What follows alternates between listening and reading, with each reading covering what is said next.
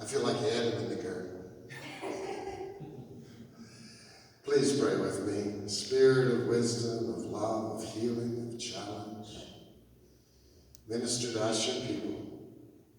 The only truth be spoken and the only truth be heard, we ask. Amen. So, this Passover is really the foundational story of the Bible. It's the foundational story of Judaism in the Old Testament, the story of liberation from slavery in Egypt and the creation of their own nation. Oh, here's my date. The Jews are celebrating it this year, thousands of years later, on April the 8th to the 16th. But the foundational story of Christianity in the New Testament is also the new Passover, or the new covenant, or the word we are familiar with, the New Testament. It's the new Passover. And it's the story, the same story, but globalized. It's the story of liberation from evil and injustice for all the world. The story is rooted in Holy Week, which we're celebrating thousands of years later, beginning today. And this new Passover begins with the story, today's story, of Jesus going to Jerusalem, and it ends with Jesus' death and resurrection. The message of both Passovers are much the same. Liberation from evil, from bondage, from sin, real sins, like the way humans hurt and exploit one another and hurt our precious home, Mother Earth. The main difference is that the first Passover celebrates the liberation of the Jews, while the second Passover celebrates the liberation of the entire world. Jesus' message was clear. He said, this old world can do better and is going to do better than it's doing now. He called it the coming kingdom, or the coming reign of God, or the new age. He had different words for it. But it was good news. And his good news declared that history, like all of evolution, is actually moving in the right direction. Or as I remember President Obama used to say, the arc of history leans toward more justice and human rights. But Jesus also, as a part of this good news, had some bad news for those who were being exploiters. He had a warning, and his warning was this: nobody gets away with anything. Sometimes we get awful upset when we think somebody's getting away with something they shouldn't be doing.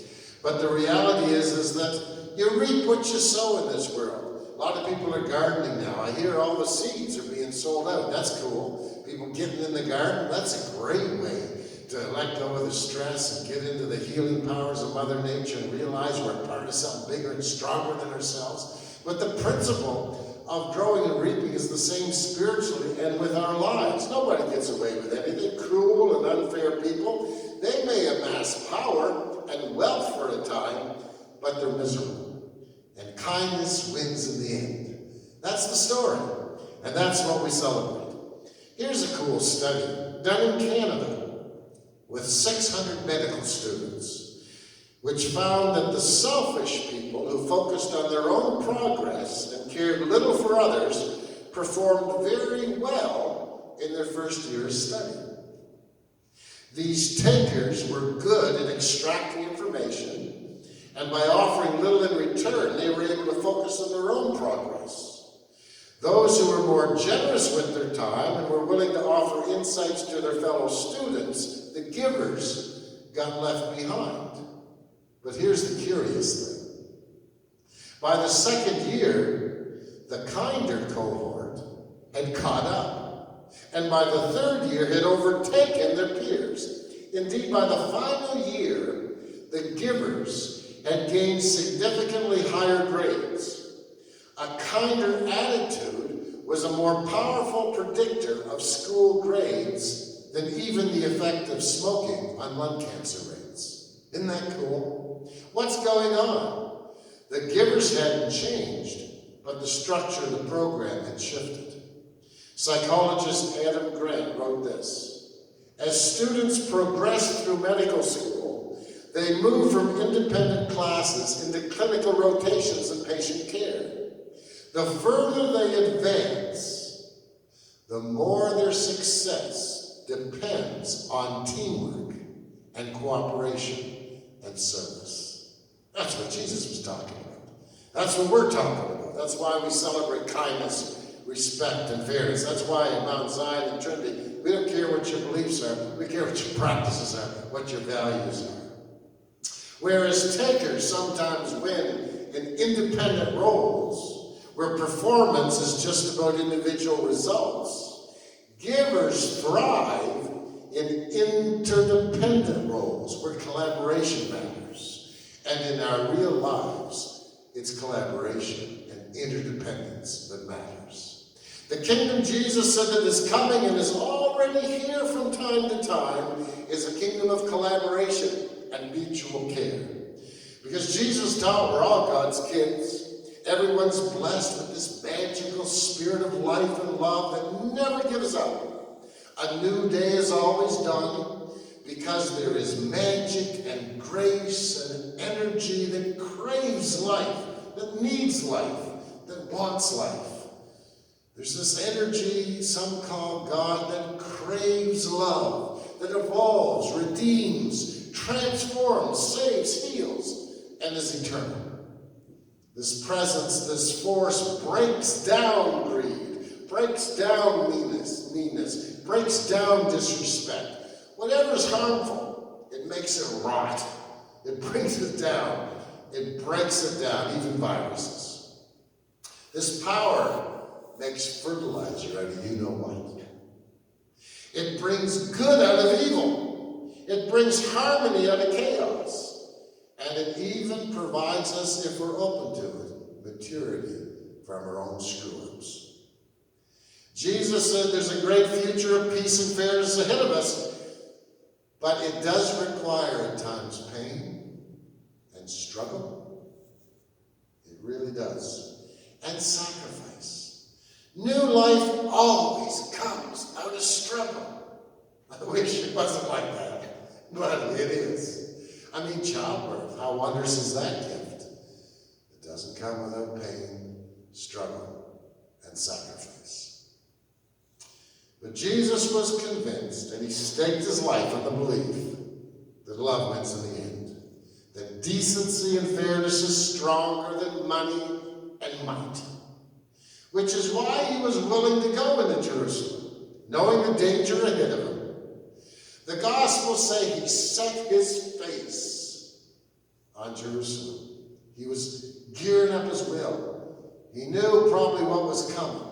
He had a strong sense of it. But he made up his mind. He set his face. He screwed up his courage to go and spread this good news. That everyone's invited to this new society which is emerging, where goodness, integrity, and hard work is rewarded with peace and joy. He was willing to go to Jerusalem because people needed to know that God was on their side, was on the side of the oppressed. He needed to wake up leaders with the hard news that exploiting people and hurting people wasn't going to work. Jesus was willing to go through the gates of Jerusalem knowing that the next time he came out of those gates, he'd probably be carrying a cross. He was willing to risk the pain, the struggle, the sacrifice, for the sake of life, for the sake of love, for all the world. Isn't that why grocery clerks leave their homes to go to work, knowing that chances are someone they're serving will be contagious? Isn't that why personal support workers and the medical community leave their families to go to work knowing that they will be ministering to people who are contagious? They do it for the same reason Jesus went in Jerusalem, because love and life and a better future require it. The willingness to sacrifice that we see in Jesus. Someone who loved life, didn't want to die. His life was filled with great relationships. His willingness to sacrifice his life reminds us that our best, we share that same divine nature. Our lives express the presence and power of God when we risk and work and sacrifice for the common good, for life and for love. And that's what great tragic events bring out of human beings. Whether it's natural disasters or wars or a coronavirus that's deadly and is killing 1 to 5% of the people, depending on the medical care. When we know there's a clear and present danger, our faith, our hope, our love kicks in. And despite the fear, we join Jesus in going to Jerusalem, whatever dangers lurk there. Once we grasp the danger, once we feel some of the fear, then we start focusing on what matters. We come together and start acting like we should all the time, unless we get stuck in the dark side of panic, or selfishly only caring for ourselves at other people's expense.